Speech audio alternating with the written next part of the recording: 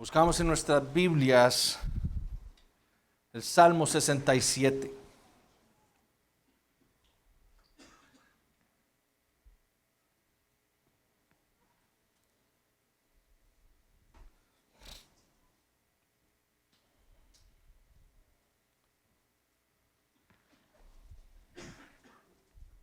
Amén.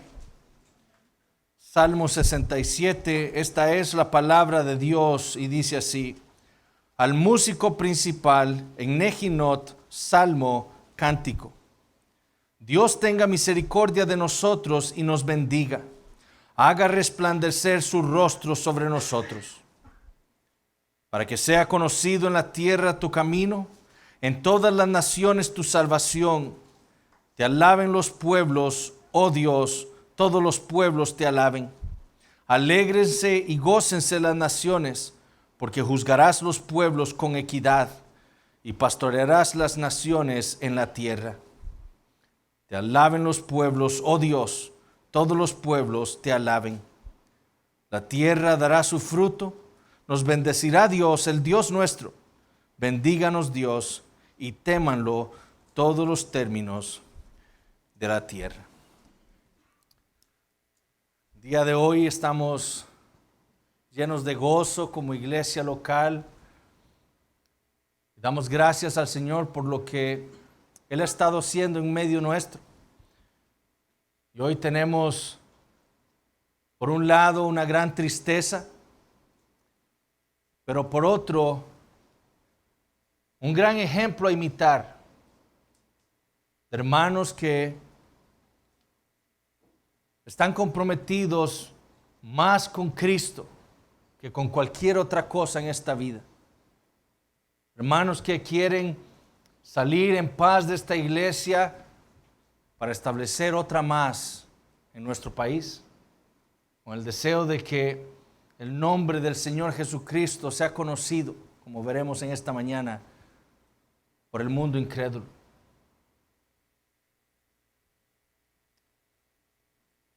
Como hemos visto nosotros, el propósito de Dios desde el principio de la creación ha sido llenar la tierra de su conocimiento. Su propósito era que toda la tierra llegara al conocimiento del Creador,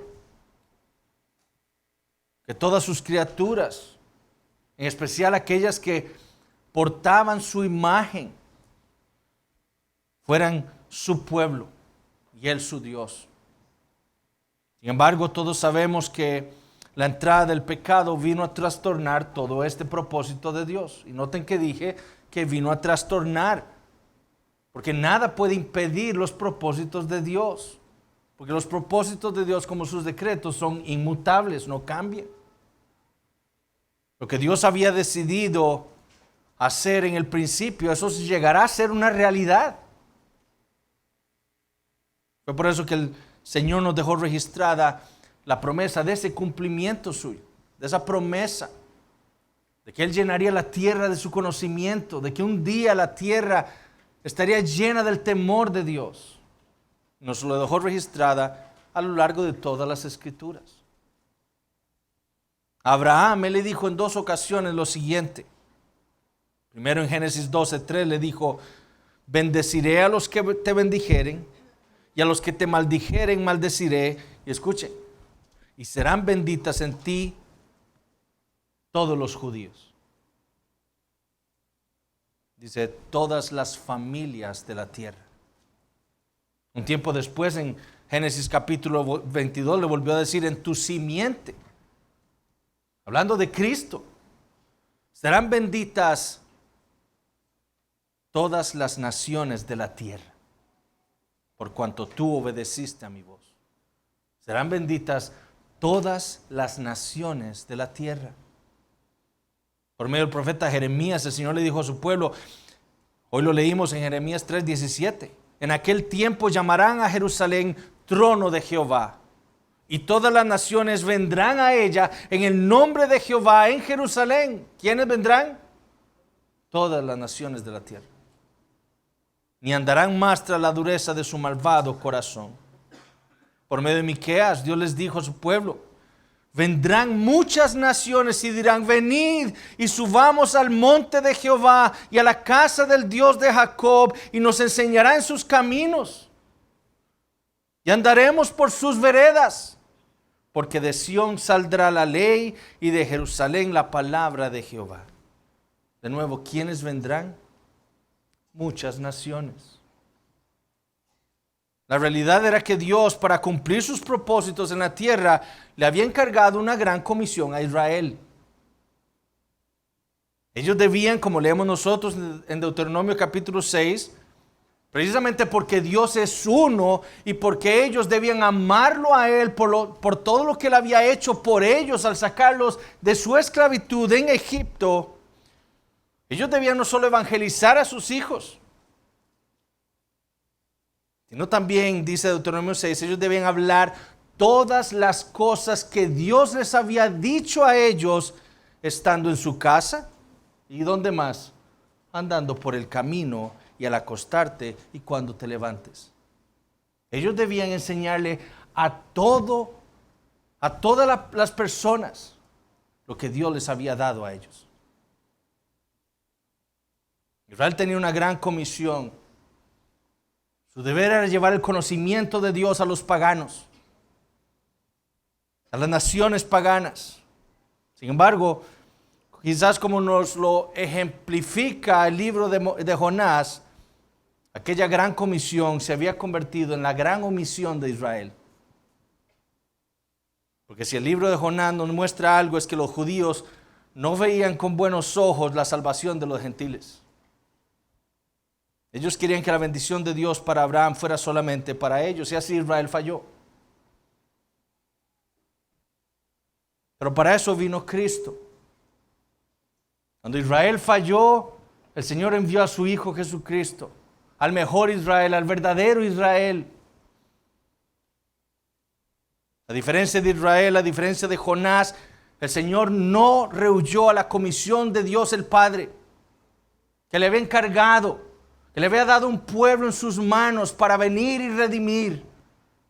Y el Hijo aceptó la misión y vino al mundo y dio su vida y rescató a su pueblo. Y Él vino a proclamar el Evangelio. A eso vino el Señor. No solo vino a sanar con milagros, pero la prioridad en el ministerio de Cristo fue a predicar el Evangelio. Lo que Israel no pudo hacer, lo hizo el Señor Jesucristo. Pero también vino para que por medio de su iglesia el Evangelio llegara hasta los más remotos lugares de la tierra. ¿Para qué? Para llenarla del conocimiento de Dios.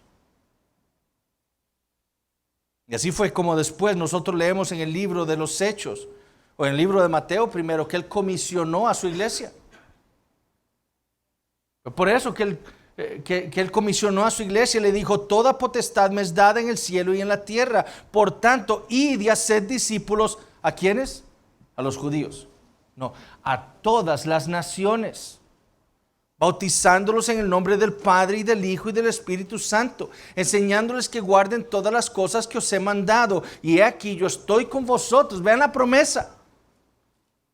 Esto no es algo que ustedes harán solos, no. Yo estoy con ustedes todos los días hasta el fin del mundo. Amén. Y así fue como comenzó la iglesia, predicando el Evangelio del Señor Jesucristo. Pero predicándolo ¿a quiénes primero? A los judíos.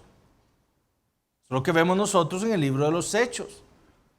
Y la iglesia, que en el momento en que Cristo asciende al cielo, constaba de 120 miembros. Para Hechos 2, después de que Pedro predica el Evangelio, ya es una iglesia de casi 3,000 personas. Pasó de 120 a 3,000 por medio de la predicación del apóstol Pedro. Un tiempo después leemos en Hechos que la iglesia sigue predicando y pasó ya no de 3,000, pasó a 5,000 personas. Pero todos judíos. Todos judíos. La gran comisión a ser discípulos a todas las naciones, como le había ocurrido a Israel en el antiguo pacto, se había convertido también en la gran omisión de la iglesia. ¿Y qué pasó? ¿Qué nos dice el libro de los Hechos? Bueno, en Hechos capítulo 8 nos dice que entonces Dios, porque ellos estaban omitiendo la gran comisión que Dios les había dado, Dios envió una gran persecución. ¿Y qué nos dice Hechos 8? Entonces los esparcidos empezaron a predicar el evangelio por todo lugar a donde iban. Y esto resultó en lo que el Señor había prometido: el avance de su iglesia a todo lo largo de la tierra. Nada impedirá el avance del evangelio, el avance de la iglesia. Y esto lo vemos descrito en el libro de los Hechos. Hermanos, esto es lo que el Señor continúa haciendo en nuestros días. Él ha comisionado a sus iglesias, a esas iglesias que Él ha levantado a todo lo largo del mundo, aún en nuestro país, para seguir con esta gran comisión de predicarle el evangelio a todas las naciones, con el propósito de que los hombres lleguen al conocimiento salvífico de Dios. Y de esto es lo que trata el Salmo 67. Un cántico, dice, en Nejinot, es decir, un cántico que debía ser tocado con instrumentos de cuerdas, que debía ser cantado, es un cántico. Y que se le conocía entre los padres de la iglesia como el Pater Noster, el Padre Nuestro del Antiguo Testamento. Y que tiene que ver con ese deseo del pueblo de Dios de que toda la tierra sea llena con el conocimiento de Jehová.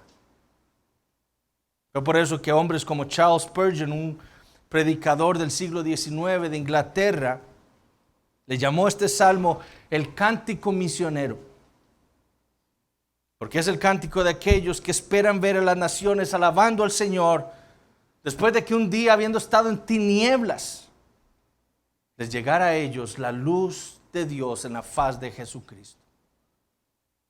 Es un salmo que nos lleva a ver más allá de nosotros, a un mundo que está ahí afuera perdiéndose por no conocer a Dios, por continuar viviendo en sus pecados.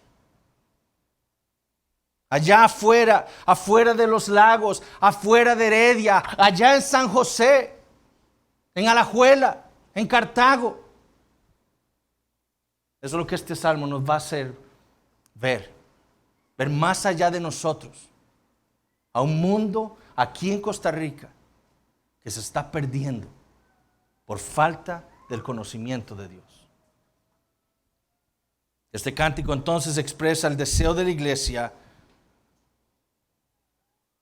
de querer ver a los hombres convertidos a Cristo. Pero nos muestra también, como veremos, que este deseo conlleva deberes y responsabilidades para nosotros. A nosotros como Iglesia Bautista Reformada Los Lagos. El Salmo entonces lo vamos a estar dividiendo en 3 puntos. Primero vamos a ver el fundamento de las misiones. Segundo, veremos el motivo de las misiones. Y finalmente veremos la promesa de Dios en las misiones.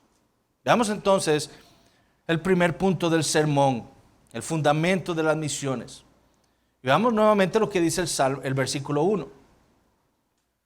Dios tenga misericordia de nosotros y nos bendiga. Haga resplandecer su rostro sobre nosotros. El Salmo inicia, si ustedes recuerdan, el Números capítulo 6, inicia con la bendición sacerdotal, la bendición arónica. Dios, por medio de Aarón, Dios le dice a Moisés que Aarón debe bendecir hacia su pueblo. Y si vamos a Números capítulo 6, el versículo 22 dice: Jehová habló a Moisés diciendo: habla a Aarón y a sus hijos y diles: así bendeciréis a los hijos de Israel, diciéndoles: Jehová te bendiga y te guarde. Jehová haga resplandecer su rostro sobre ti y tenga de ti misericordia. Jehová alce sobre ti su rostro y ponga en ti paz. Y pondrá en mi nombre sobre los hijos de Israel y yo los bendeciré. Esta bendición de Aarón entonces declaraba el cuidado y la fidelidad de Dios para con su pueblo. Eso es lo que Dios le estaba diciendo a su pueblo. Ustedes van a entrar en la tierra prometida. Ustedes son mi pueblo. Y esta bendición les va a recordar a ustedes precisamente eso. Ustedes son míos. Yo los voy a cuidar. Y yo seré fiel para con ustedes. Noten que dice Dios tenga misericordia de nosotros. Literalmente es Dios nos favorezca o Dios nos muestre su favor. Por eso en algunas traducciones habla acerca de la gracia de Dios. Dios sea propicio, Dios derrame su gracia sobre nosotros. Porque se trata más de un favor que misericordia. Y mis hermanos, es el fundamento de todo. La gracia de Dios, el favor de Dios en Cristo Jesús.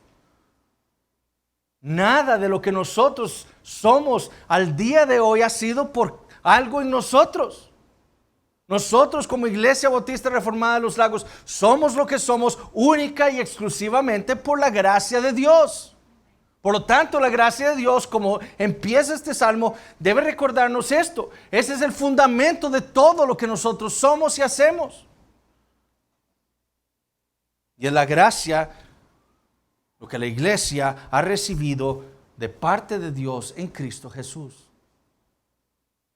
El fundamento de las misiones entonces es el Evangelio. Es lo que Dios hizo por nosotros, su pueblo en Cristo Jesús. Es de ahí donde viene la gracia de Dios para nosotros. Esa es la fuente. Ahí es donde nosotros debemos ir para buscar la gracia de Dios.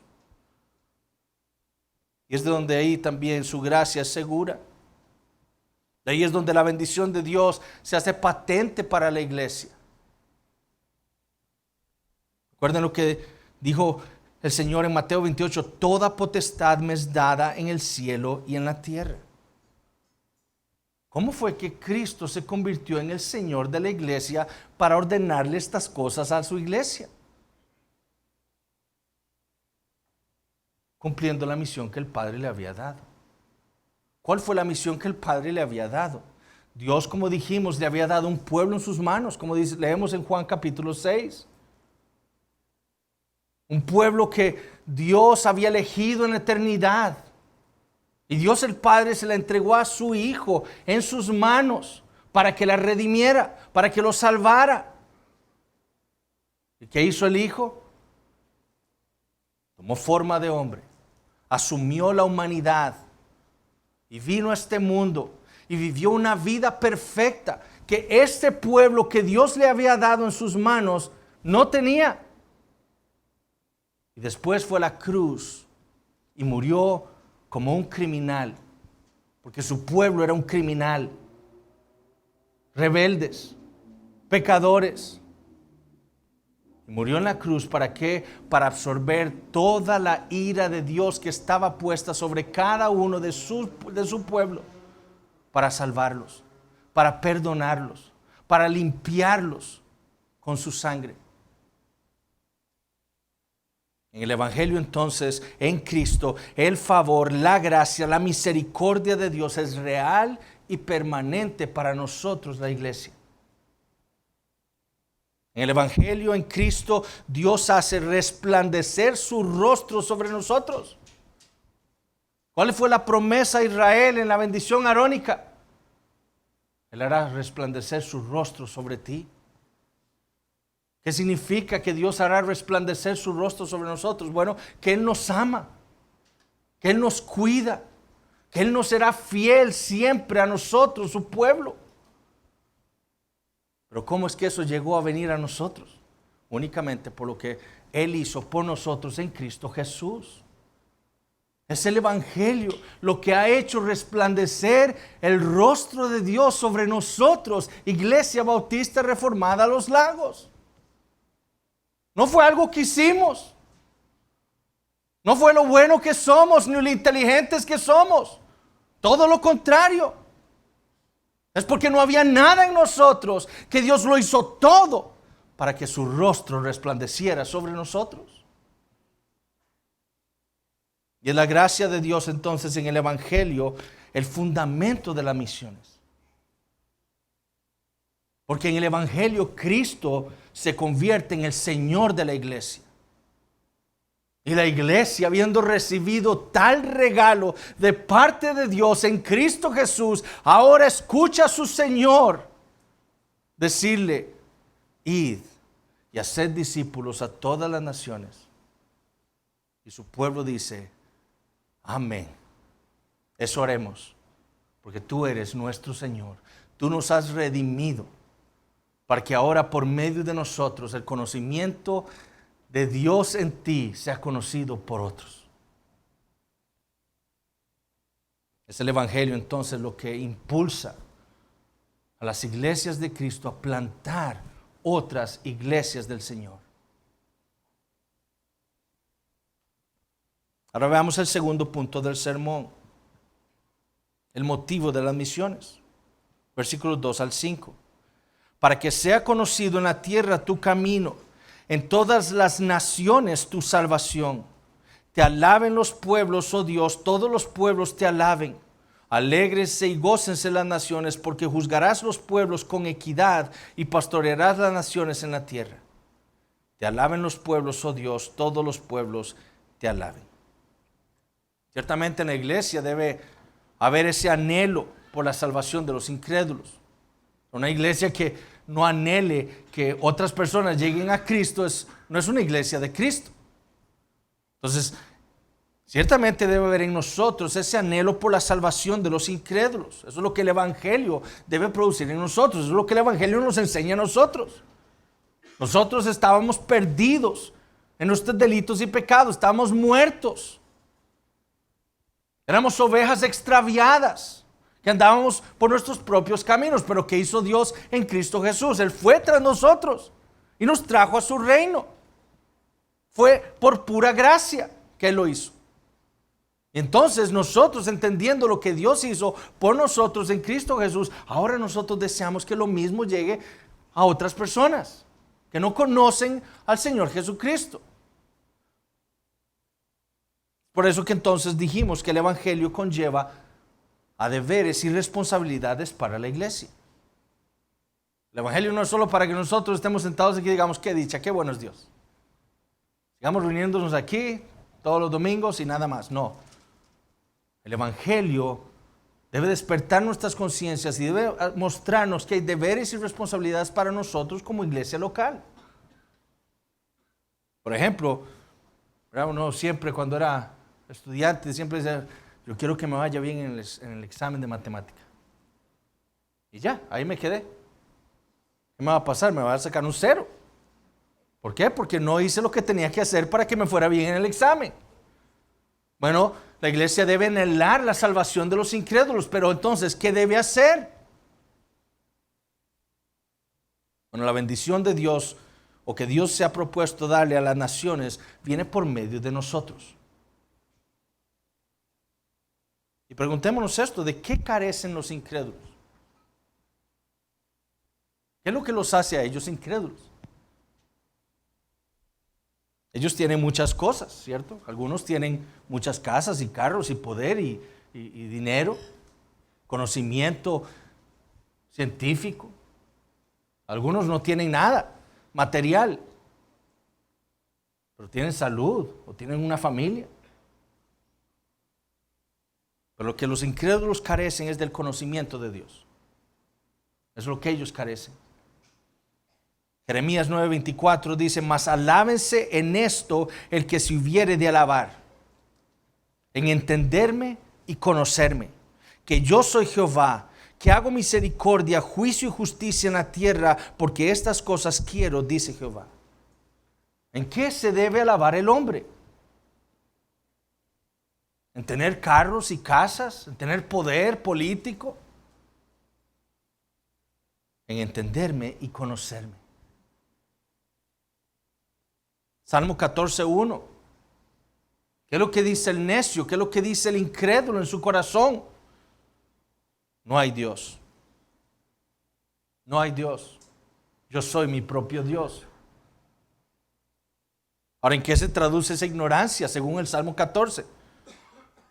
Más adelante el Salmo dice, se han corrompido, hacen obras abominables, no hay quien haga el bien. Jehová miró desde los cielos sobre los hijos de los hombres para ver si había algún entendido que buscara a Dios. Todos se desviaron, a una se han corrompido, no hay quien haga lo bueno, no hay ni siquiera uno. No tienen discernimiento todos los que hacen iniquidad, que devoran a mi pueblo como si comiesen pan, y a Jehová no invocan. ¿En qué se traduce la falta de conocimiento de Dios? En el pecado, en vidas rebeldes, en vidas entregadas a la concupiscencia, a los deseos de la carne. Eso es lo que nosotros vemos en nuestro país. Eso es lo que abunda en nuestro país. Hombres entregados al pecado, a los vicios, a su carne. ¿Por qué? Porque no conocen a Dios. Es por eso. ¿Qué es lo que necesitan? Ellos necesitan la vida eterna. ¿Pero qué es la vida eterna? Juan 17, 1 al 3. Padre, dijo Jesús, la hora ha llegado, glorifica a tu Hijo, para que también tu Hijo te glorifique a ti, como le has dado potestad sobre toda carne, para que dé vida eterna a todos los que le diste. Y esta es la vida eterna, que te conozcan a ti, el único Dios verdadero, y a Jesucristo, a quien has enviado. ¿Qué es lo que no tienen los incrédulos? Vida eterna. ¿Por qué? Porque no conocen a Dios y a Jesucristo. Los incrédulos entonces carecen del conocimiento de Dios. Ellos carecen del conocimiento del camino del Señor, como dice nuestro Salmo. Hechos 14, 16 dice, en las edades pasadas, dijo Pablo, Él ha dejado a todas las gentes andar en sus propios caminos. Eso es lo que los hombres conocen, sus propios caminos. ¿Qué es lo que no conocen? El camino de Jehová. Spurgeon decía, la ignorancia de Dios es el gran enemigo de la humanidad.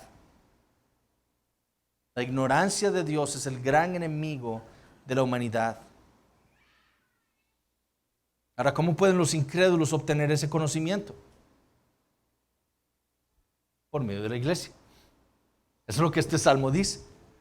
¿Quiénes son los que van a llevar el conocimiento del camino de Dios a las naciones? Su pueblo. Es la iglesia. La iglesia ha sido redimida para servir como ese instrumento del Señor para llevar su conocimiento a los incrédulos. Ese es nuestro deber, esa es nuestra responsabilidad. Para eso nos salvó el Señor, para eso nos derramó su gracia sobre nosotros. Para que sea conocido en la tierra tu camino. El fundamento de las misiones es el Evangelio. Noten, ese para ahí en el versículo 2. Dios ha derramado su gracia, Dios nos ha bendecido para, ¿ven eso? Para que sea conocido en la tierra tu camino. Ese es nuestro deber.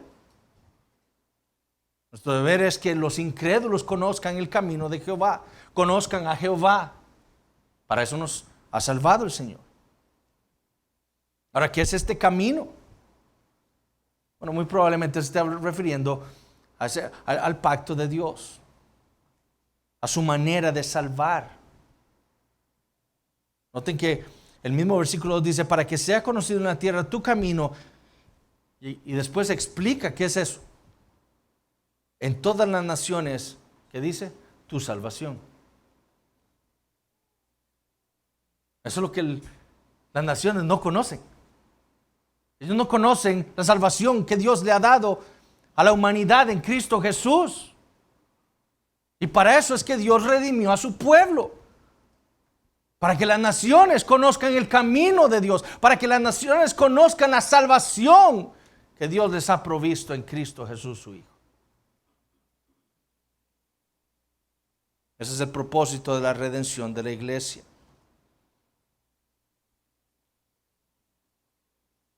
Pablo dijo en Romanos 1:16, porque no me avergüenzo del evangelio, porque es poder de Dios para salvación a todo aquel que cree, al judío primeramente y también al griego.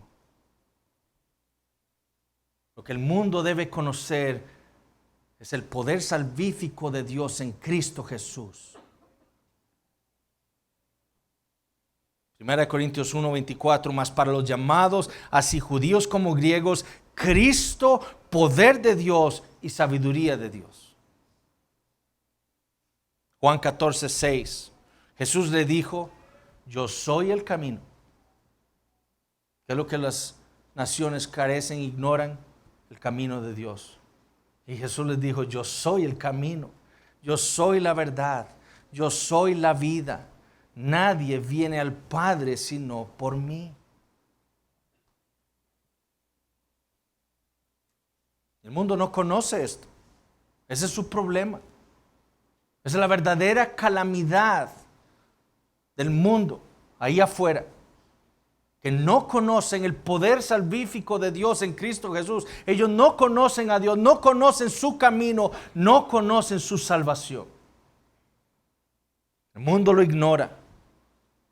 Por eso es que el Salmo 14 dice que no lo busca, ¿verdad? Jehová miró desde los cielos sobre los hijos de los hombres para ver si había algún entendido que buscara a Dios. ¿Y qué fue lo que vio Dios desde los cielos? Todos se desviaron, a una se han corrompido. ¿Por qué? Porque no conocieron la salvación de Dios. El motivo entonces de que los incrédulos lleguen al conocimiento del camino del Señor, a ese conocimiento de Dios, al conocimiento de Jesucristo, es gozo. Esa es la motivación. Un gozo mundial. Versículo 3. Te alaben los pueblos, oh Dios. Todos los pueblos te alaben. Nuestro motivo al evangelizar, al llevar el evangelio a los incrédulos, es que nosotros queremos ver a nuestro Dios ser alabado por todo el mundo. Porque eso es lo que Él merece. Eso es lo que nuestro Dios merece. Para eso nos redimió a nosotros y por eso es que nosotros le alabamos ahora. ¿Qué es lo que la iglesia quiere ahora? Que otras personas le alaben también. Esa es nuestra motivación.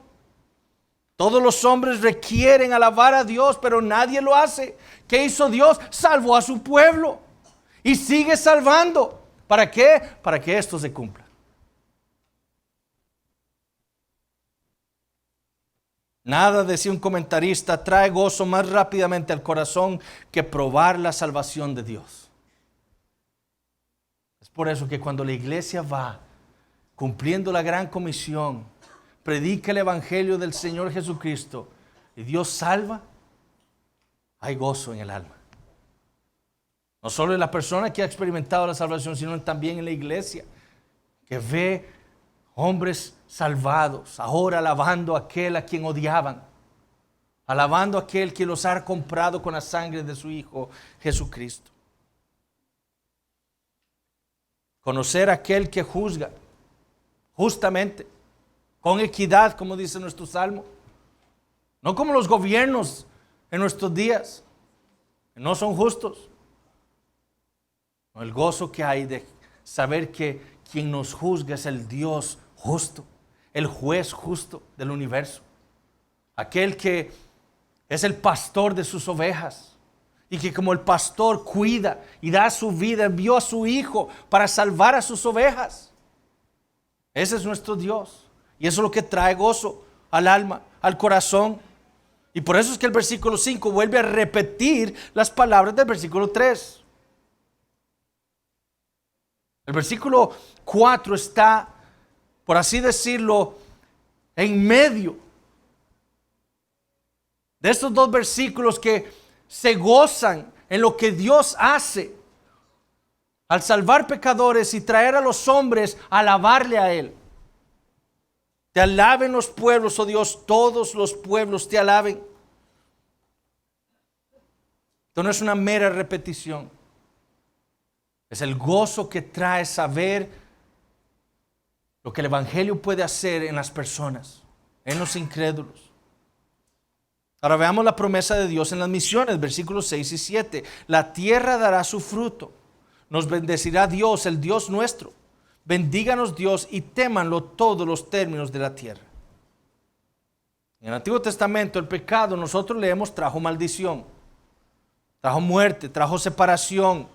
Y en el Antiguo Testamento esa maldición está expresada en términos de un desierto. Nosotros leemos constantemente, la tierra fue hecha un desierto, o en la inhabitabilidad de la tierra. No había nada, solo chacales y animales, ¿verdad? Eso es lo que la manera del Antiguo Testamento expresarnos a nosotros la maldición de Dios. Eso es lo que trajo el pecado. Pero el Evangelio lo revierte todo. El Evangelio revierte la maldición, revierte ese desierto, revierte la inhabitabilidad de la tierra. ¿Y cuál es el deseo del Evangelio? Llevar todo a ¿qué? A recrear ¿qué? El Edén. El Edén de Dios. Entonces el versículo 6 debemos entenderlo como algo más allá de lo físico. La tierra dará su fruto. El salmista no está diciendo aquí que entonces ahora sí veremos árboles de manzanas así de grandes y naranjas jugosas. Eso no es lo que está hablando aquí el Salmo. La tierra dará su fruto. Está hablando de algo espiritual. Y quiero que vayamos a 1 Corintios capítulo 3. Porque es una analogía que usa Pablo para enseñarnos algo. 1 Corintios 3:5 dice: ¿qué pues es Pablo y qué es Apolos? Servidores por medio de los cuales habéis creído, y eso según lo que a cada uno concedió el Señor. Yo planté, Apolos regó, pero el crecimiento lo ha dado Dios. Así que ni el que planta es algo, ni el que riega, sino Dios, que da el crecimiento. Y el que planta y el que riega son una misma cosa, aunque cada uno recibirá su recompensa conforme a su labor. Porque nosotros somos colaboradores de Dios y vosotros sois labranza de Dios, edificio de Dios. La parábola del sembrador hace la misma analogía, ¿cierto? Que es la tierra, los corazones de los hombres. ¿Quién prepara esa tierra? El Espíritu Santo. Pero cuando el Espíritu Santo prepara esa tierra, ¿qué es lo que ocurre? Da fruto. Esa es la evidencia de que ha habido vida, de que un corazón ha sido cambiado. Hay fruto. Pero ¿quién es el que da ese fruto en esa tierra? Dios. De eso es lo que está hablando este salmo. La tierra dará su fruto. Dios ha salvado a la iglesia. Con esa salvación le ha dado una comisión que no puede ser omitida.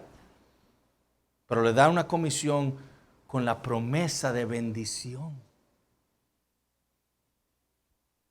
Ustedes continuarán predicando el evangelio en las naciones, pero yo daré el crecimiento. Yo daré el fruto. Esta es la cosecha evangélica. Usted predique el evangelio con esta seguridad: Dios dará el fruto. La tierra dará su fruto porque Dios así lo ha prometido. Predique con confianza. Eso es lo que nos dice el Salmo. ¿Qué promesa entonces nos da Dios? Él nos promete éxito. Él nos promete éxito en nuestra comisión como iglesia. ¿Qué otra actividad en nuestra vida es eso? ¿En qué actividad puede entrar usted con toda seguridad de que va a tener 100% éxito? En ninguna. Pero en la evangelización, en las misiones, en la plantación de iglesias, cuando la iglesia lo hace con fidelidad y lo hace para que los hombres lleguen al conocimiento de Dios en Cristo Jesús, Dios promete éxito. La tierra dará su fruto, es la promesa.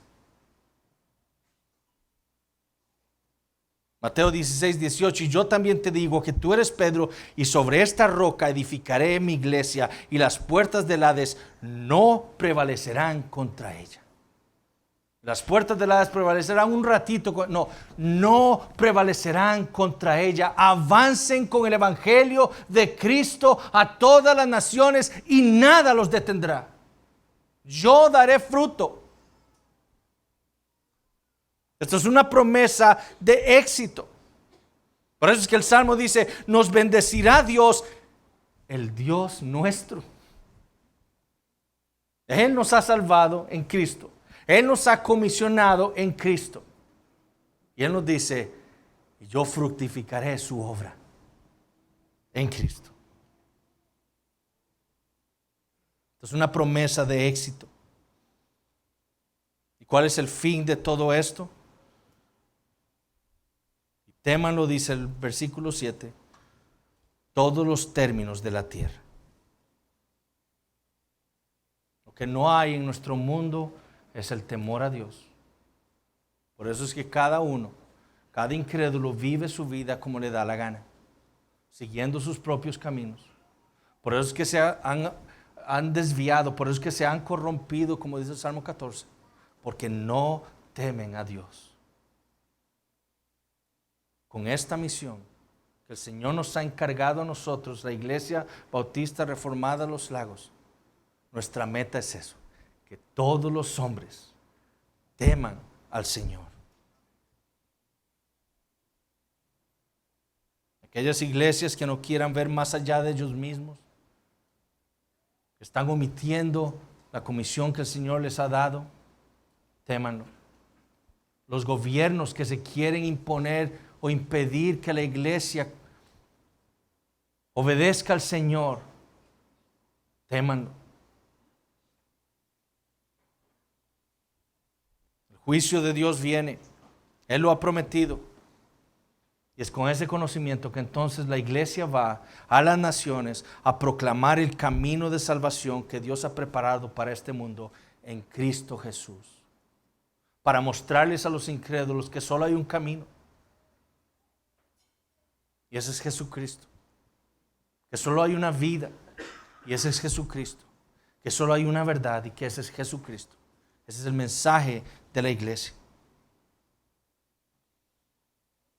Hermanos amados, ustedes que hoy se despiden de nosotros, hoy cantamos esto. Pero el bien incomparable, Rey de la creación, es Jesús, don inefable, luz, vida y salvación. Que sea esa su proclamación al mundo en San José. Que ese sea su deseo. Que los hombres sean llenos con ese conocimiento. Y esta es entonces nuestra oración para con ustedes. Voy a parafrasear el Salmo 67 para ustedes. Dios tenga misericordia de ustedes y los bendiga. Haga resplandecer su rostro sobre ustedes, para que sea conocido en la tierra su camino, en todas las naciones su salvación. Te alaben en San José, oh Dios. Todos en San José te alaben. Alégrese y gócese San José, porque juzgará los pueblos con equidad y pastoreará las naciones en la tierra. Te alaben en San José, oh Dios. Todos en San José te alaben. San José dará su fruto, nos bendecirá Dios, el Dios nuestro. Bendíganos Dios y témanlo todos los términos de la tierra. Vamos a orar. Padre, te damos gracias por tu palabra. Te damos gracias, Señor, por recordarnos el Evangelio. Por recordarnos, Señor, esa maravillosa obra, esa maravillosa gracia que tú nos has dado en Cristo Jesús. Te pedimos perdón por quizás tantos años en nuestra inmadurez, queriendo evitar, Señor, omitiendo la gran comisión que tú nos habías dado. Pero habiendo sido traídos hasta este conocimiento por tu mano graciosa, ahora, Señor, queremos obedecerte. Te damos gracias por el paso que dan nuestros hermanos de comprometerse con tu obra en Cristo Jesús, al ir a San José. Bendícelos a ellos. Bendice, Señor, su misión. Y que tú, Señor, como nos lo has prometido aquí, nos permitas ver el fruto de tu gracia. Oh Señor, oramos en Cristo Jesús. Amén.